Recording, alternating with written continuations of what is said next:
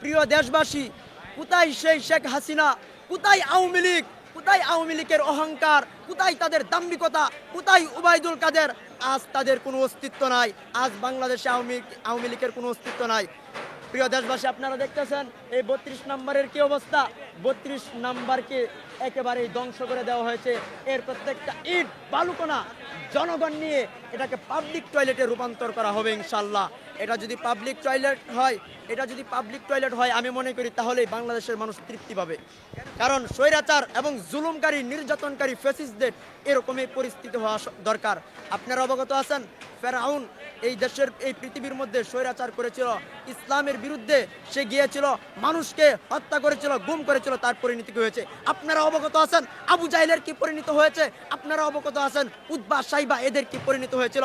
এখন আপনারা দেখতেছেন স্বৈরাচার শেখ হাসিনার কি পরিণতি হচ্ছে। এই বাংলাদেশে ছাত্রদের উদ্দেশ্যে স্বৈরাচার শেখ হাসিনা বক্তব্য দেওয়ার কথা ছিল, উনি ৯টার সময় ফেসবুকে আসার কথা ছিল। এর আগে ছাত্র জনতা ৩২ নম্বরে এসে ৩২ নম্বরের খেয়াল খতম করে দিয়েছে, ৩২ নম্বরকে ধ্বংস করে দিয়েছে। মহতারাম হাজরিন, সম্মানিত উপস্থিতি, আমি বলতে চাই আগামীর বাংলাদেশ হবে ইসলামের বাংলাদেশ, আগামীর বাংলাদেশ হবে কুরআনের বাংলাদেশ।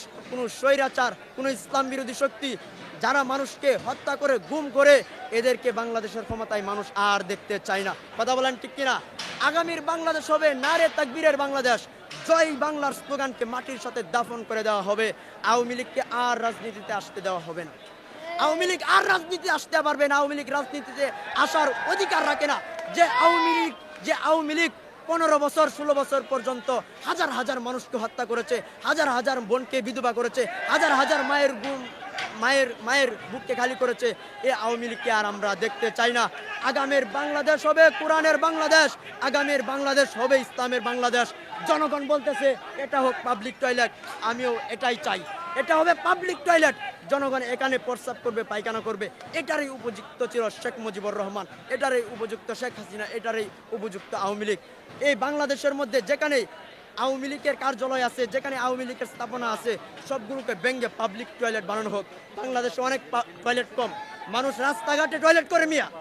এই জন্য এই সমস্ত টয়লেট যদি বানানো হয়, এইগুলাকে যদি টয়লেট বানানো হয়, তাহলে মানুষ অনেক শান্তি পাবে, তারা প্রফুল্ল চিত্রে প্রস্রাব করবে, পায়খানা করবে। এবং এটার একটা দোয়া আমি মনে করি শেখ মুজিবুরের এখানে যাবে। শেখ মুজিবুর তো অনেক পাপিষ্ট ছিল, শেখ মুজিবুরের চেয়ে পাপিষ্ট এই বাংলাদেশে কেউ ছিল না। তাই মনে করি এই ৩২ নম্বরকে যদি টয়লেট বানানো হয়, এই মানুষ টয়লেট করবে, প্রস্রাব করবে, এটার একটা সোয়াব শেখ মুজিবের কবরে যাবে এবং এটা তার রুহের জন্য অনেক কল্যাণকর হবে।